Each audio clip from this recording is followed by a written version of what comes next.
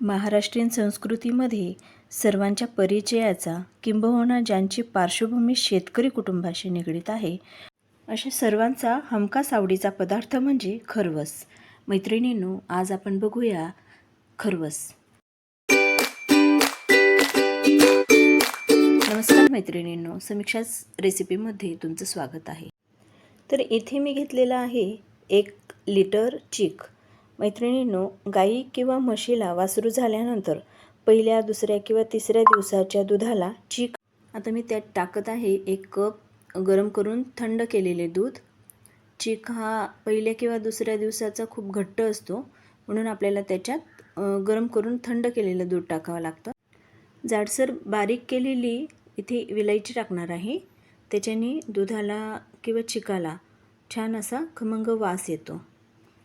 आता मैत्रिणींनो, इथे मी टाकणार आहे 1 कप गूळ. मी शक्यतोवर गूळच टाकते, कारण साखरेपेक्षा गुळाचा खरवस जास्त खमंग लागतो. आणि यात तुम्ही आवडीनुसार साखरही टाकू शकतात. गुळाचं व साखरेचं प्रमाण तुम्ही तुमच्या आवडीनुसार ठेवू शकतात. गूळ छान किसून घेतल्यामुळे तो इथे चिकात व्यवस्थित मिक्स झालेला आहे. त्याला आपण व्यवस्थित मिक्स करून घ्यायचा आहे.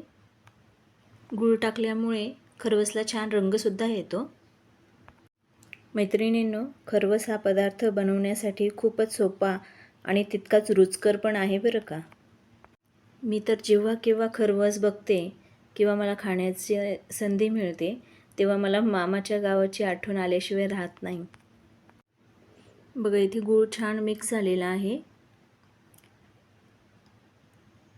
इथे व्यवस्थित गूळ मिक्स करून घेतलेला आहे आपण.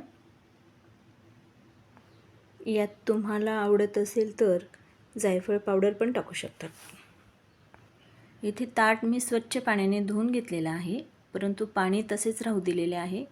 जेव्हा पण आपण खरवसच्या वड्या पाडतो तर ते खरवस जे आहे ते ताटाला चिटकत नाही. आता त्यात आपण चिकाचे केलेले मिश्रण हळूहळू ओतणार आहोत. चिक ओतण्यासाठी ताट किंवा कोणतंही भांडं जरा खोलगटच घ्यायचं आहे. त्याने वडी छान जाडसर पडते. इथे तुम्ही कुकरच्या भांड्याचाही वापर करू शकतात.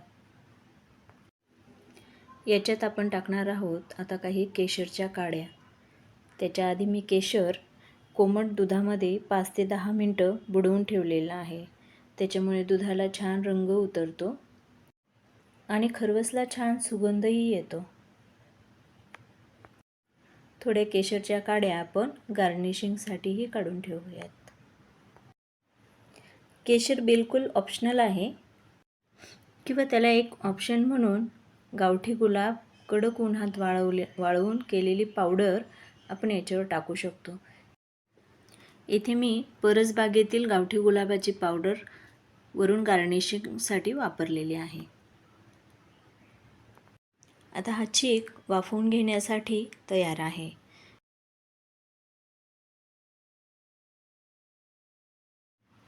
कढईत थोडे पाणी टाकून त्याला गरम करायचे आहे आणि चिक वाफवण्यासाठी ठेवायचा आहे. इथे चिक आपल्याला साधारणतः 20 ते 25 मिनिटं वाफवून घ्यायचा आहे. पहिल्या दिवसाच्या चिकाला सेट व्हायला फारसा वेळ लागत नाही, परंतु आपण इथे दुसऱ्या दिवसाचं चिक घेतलेला आहे, ज्याला थोडासा वेळ लागतो. चिक वाफवून घेण्यासाठी आपण आता वरून एक ताट झाकायचं आहे.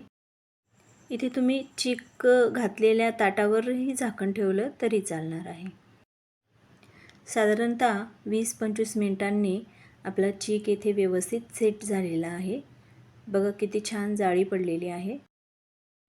चिक छान थंड झाल्यावर आपण सुरीच्या साहाय्याने सर्व कडा मोकळ्या करून घेणार आहोत. त्याने वडी आपली व्यवस्थित निघते. आपल्याला आवडतील अशा लहान मोठ्या आकाराच्या वड्या आपण इथे पाडून घेणार आहोत. चौकोनी किंवा शंकरपाळी आकाराच्या वड्या तुम्ही इथे पाडून घेऊ शकता. चिक नीट थंड झाल्यावरच आपल्याला वड्या पाडून घ्यायच्या आहेत. बघा मैत्रिणींनो, किती छान अशी खरवसाची वडी पडलेली आहे. तुम्ही बघू शकता. बघा किती छान झालेली आहे. अतिशय चविष्ट आणि रुचकर अशी खरवसाची वडी इथे तयार झालेली आहे. मैत्रिणींनो, तुम्हाला ही रेसिपी आवडली असल्यास कमेंट बॉक्समध्ये नक्की कळवा आणि माझ्या चॅनलला सबस्क्राईब करायला विसरू नका. अशाच नवीन नवीन रेसिपी बघण्यासाठी बेल आयकॉन नक्की प्रेस करा. रेसिपी पाहिल्याबद्दल मनापासून धन्यवाद.